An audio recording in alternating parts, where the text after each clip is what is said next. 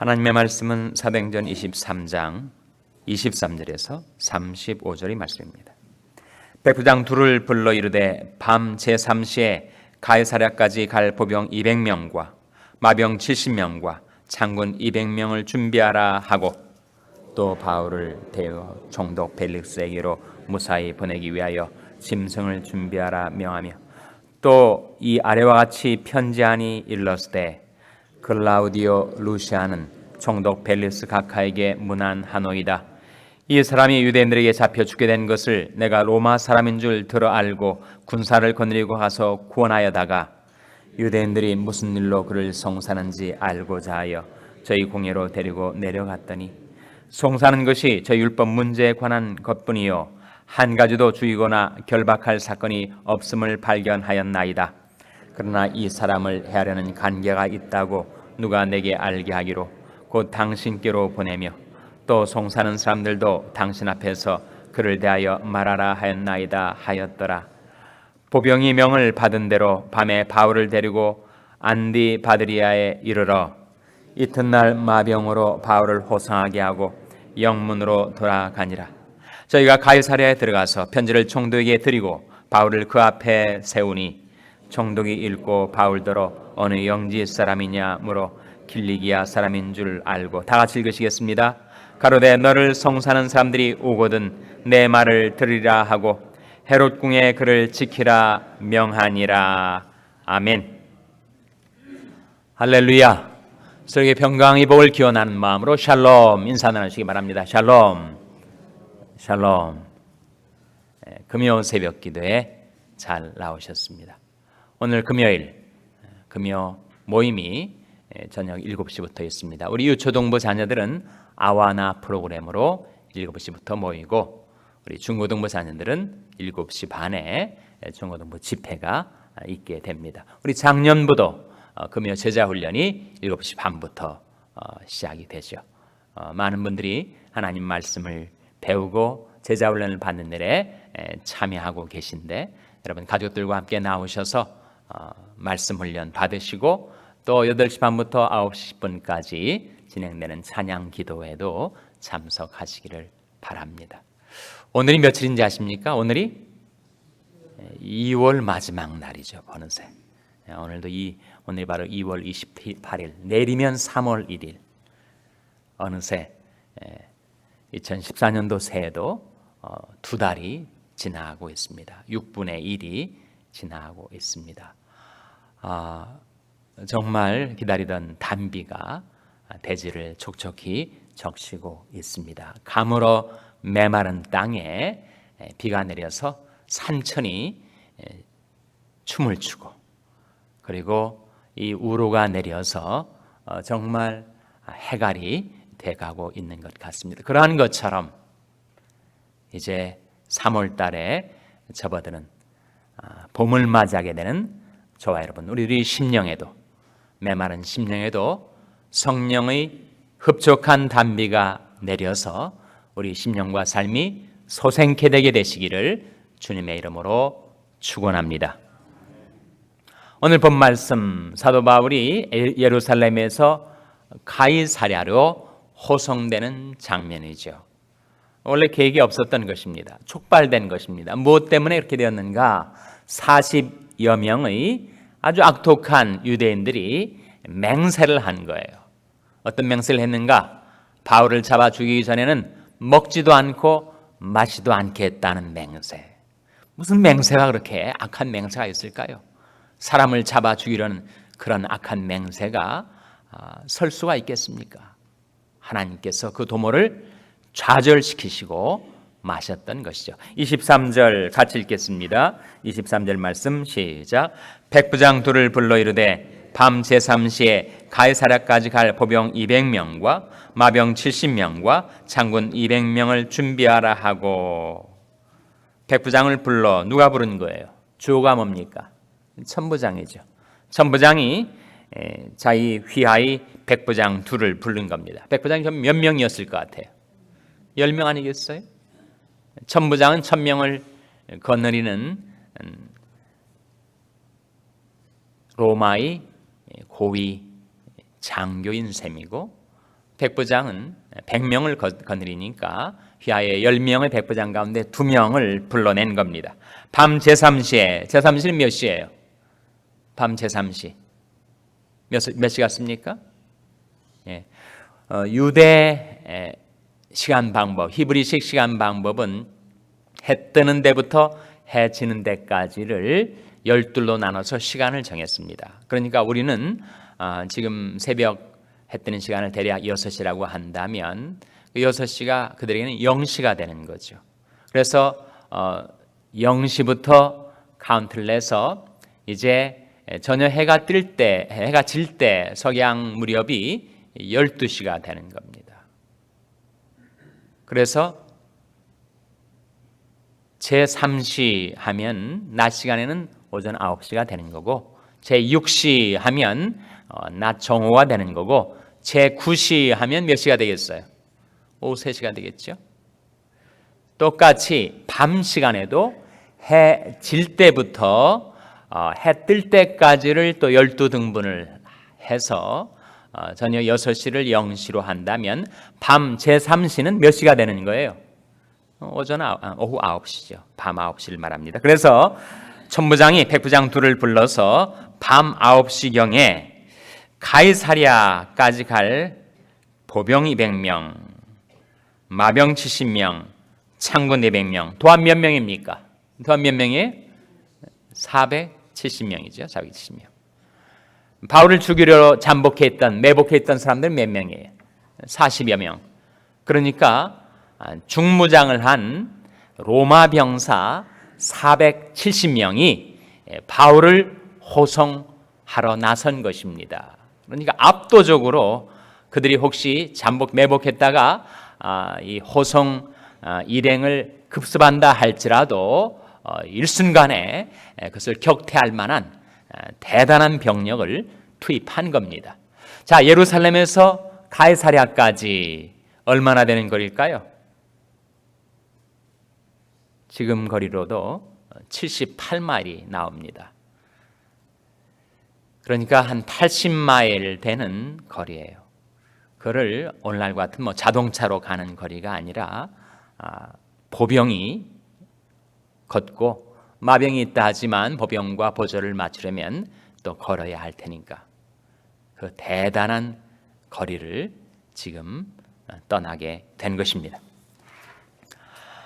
그리고 바울을 태워서 총독 벨릭스에게로 무사히 보내기 위하여 짐승을 준비하라. 그 당시에 총독이 벨릭스였습니다. 예수님 당시에는 총독이 누구였어요? 빌라도 아니었습니까?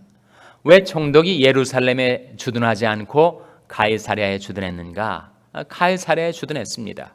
그러니까 치안을 담당하는 예루살렘의 최고 지휘자는 바로 천부장이고, 총독은 예루살렘뿐만 아니라 유대 전역을 관할하는 그야말로 주둔지 사령관이었으니까 그 총독의 관저가 있었던 것이 바로 가이사랴였어요. 가이사랴는 지중해 연안이 항구 도시입니다. 그러니까 예루살렘은 내륙의 고산지대에 있는 것이죠. 그래서 예루살렘으로부터 지금의 텔라비브까지 가서 텔라비브에서 가이사랴까지 해안을 따라서 쭉 올라가는 그런 경로였을 것입니다. 그래서 지금 그렇게 중무장을 한 로마 병사의 호의를 받아서 바울이 예루살렘에서 가이사랴까지 가게 된 것입니다. 그 천부장은 총독에게 보내는 편지를 썼어요. 26절 같이 읽겠습니다. 26절 말씀 시작. 글라우디오 루시아는 총독 벨릭스 각하에게 문안하노이다. 여기서 천부장의 이름이 나타나게 되죠. 천부장 이름이 뭐라고요? 글라우디오 루시아. 글라우디오는 로마식 이름, 루시아는 헬라식 이름.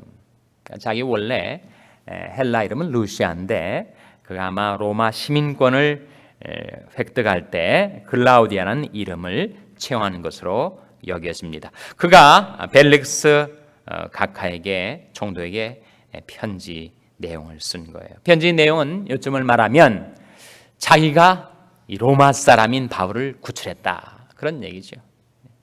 어느 정도 자기 과시도 들어가 있습니다. 사실 정확히 진행되었던 사건이 내력은 아니었습니다. 소요가 일어나서 바울을 잡아서 신문하고 고문으로 그가 바울을 신문하려 했다가 그 로마 시민권자인 것을 알고 당황해서 그를 풀어주고 그리고 오히려 그를 공정한 재판 절차를 밟도록 주선해 준 것은 사실이지만 자기가 로마인인 줄 미리 알아가지고 그를 구출해 낸 것은 아니었습니다. 여하튼 간에 루시아는 비교적 공정하고 그리고 합리적이고 그리고 자기가 맡은 일을 충실히 감당했던 천부장이었다라고 우리가 평가할 수 있을 겁니다. 그래서 이 루시아가 벨릭스라는 총독에게 내가 그 사람을 구출해서 알아보니까 전혀 죽을 만한 중범죄를 범한 사람이 아닌데 유대인들이 자기 율법에 관한 일로 이 사람을 살려둬서는 안 될 천하의 몹쓸 사람으로 이렇게 송사를 하고 정죄를 하려 하니 제가 이 문제를 총독 가까이게 의뢰하나이다. 총독께서 직접 쌍방의 이야기를 들어서 공정하게 판단해 주십시오. 편지 내용이에요. 그 편지를 보낸 다음에 그 470명이 예루살렘부터 가이사랴까지 줄곧 동행했는가? 그건 아닙니다. 오늘 본 말씀에 보시면 또 다른 한 지명이 나타나죠. 어떤 지명입니까? 바로 안디바드리가 나오죠. 31절 같이 읽겠습니다. 31절 말씀 시작. 보병이 명을 받은 대로 밤에 바울을 데리고 안디바드리아에 이르러. 이 안디바드리아는 예루살렘에서 가이사랴까지 가는 한 중간 지점이에요. 정확히 예루살렘에서 안디바드리까지 거리가 40마일입니다. 그래서 그 지점에 이르러서는 보병이 철수합니다. 그리고 마병만 가이사랴까지 바울을 호송합니다. 이제는 위험한 지경은 벗어난 거죠. 그 매복자들 40여 명의 엉뚱한 맹세를 하고 바울을 잡아 죽이려고 잠복해 있던 이들은 예루살렘 지역에 있었으니까 거기서 40마일 벗어난 안디바드리에 이르러서는 이제 보병은 다 돌아가고 마병이 바울을 가이사랴까지 데리고 갑니다. 그래서 가이사랴에 들어가서 편지를 총독에게 드리고 바울을 그 앞에 세우니 총독이 읽고 34절이죠. 총독이 읽고 바울더러 어느 영지 사람이냐 물으니 길리기아 사람인 줄을 알게 된 거죠. 길리기아는 지금 이 터키 다소가 있는 지역의 이름입니다. 35절 같이 읽겠습니다. 시작. 가로되 너를 송사하는 사람들이 오거든 내 말을 들으라 하고 헤롯 궁에 그를 지키라 명하니라. 벨릭스가 예루살렘에서 온 모든 종교 지도자들이 당도하면 재판정을 열어서 쌍방의 이야기를 듣고 판단을 내릴 재판을 준비하게 된 것입니다. 여러분 성경에 왜 많은 지면을 들여서 이 사건을 우리에게 보여주는 것일까요? 이 진행되는 사건 속에서 바울이 한 역할이 무엇입니까? 바울은 아무것도 할 수가 없었어요. 바울은 그저 죄수로 묶여서 끌려다니는 것밖에 할 수가 없었습니다. 그 위대한 사도 바울이 아무것도 자기는 할 수가 없었습니다. 그러나 하나님의 거대한 계획은 착착 진행되고 있었던 것이죠. 사람은 할 수 없으나 하나님은 하실 수 있었던 것입니다. 바울이 아무리 인간적으로 뛰어나고 사도로 위대한 인물이었다 할지라도 바울은 속수무책 그저 묶여서 아무것도 할 수가 없었지만 하나님께서 모든 사건, 모든 사람, 모든 환경의 배후에 하나님이 거대한 계획을 착착 진행하고 계셨던 것이죠. 그 계획은 무엇이었습니까? 예루살렘에서 예수를 증거한 바울을 들어다가 세계의 당대의 왕도라고 불렸던 로마 제국의 심장부에 바울을 투입시키는 계획이었습니다. 그것을 하나님이 무엇을 사용하셨는가?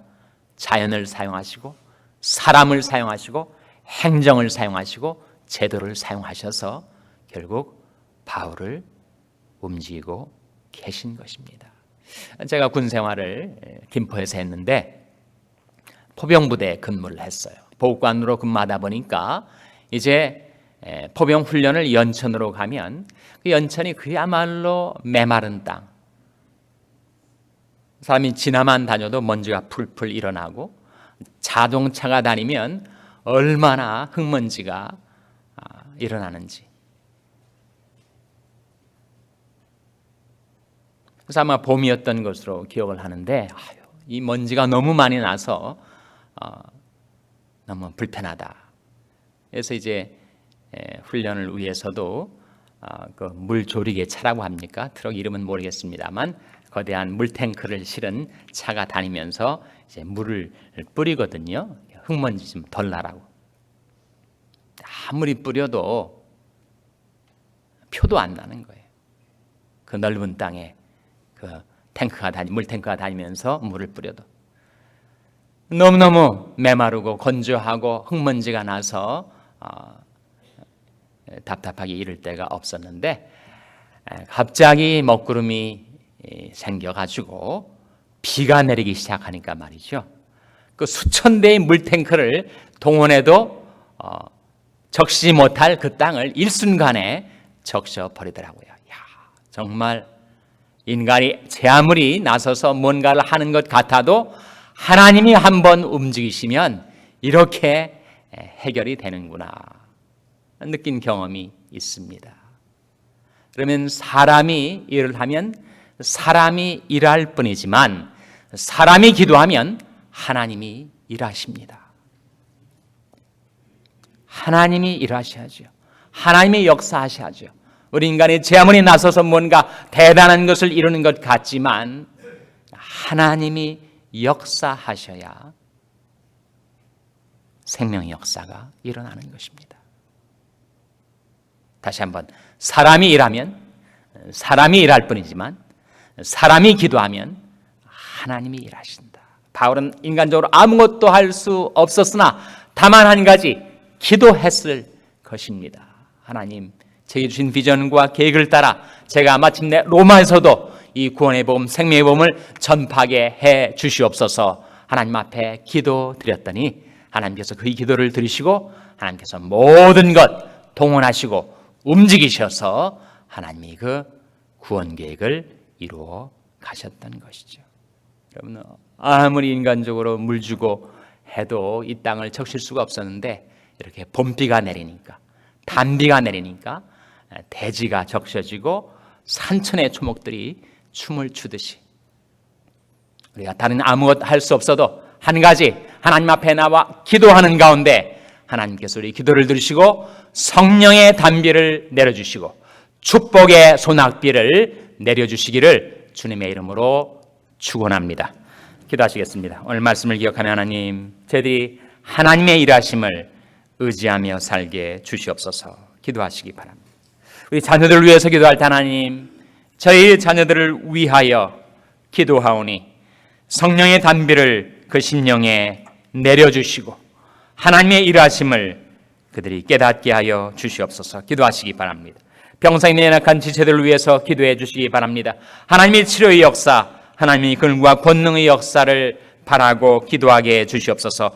위하여 기도해 주시기 바랍니다. 우리 샬롬 교회가 기도하는 교회가 되게 해주시고 하나님이 일하심을 의지하는 교회가 되게 해달라고 기도해 주시기 바랍니다. 여러분의 생업을 위해서 기도하시고 한미 가정 상담소의 사역을 위해서 기도해 주시기 바랍니다. 하나님, 저희들을 성령으로 충만케 하셔서 사명 감당케 하여 주시옵소서. 이런 제목들 놓고 우리 합심해서 기도하겠습니다.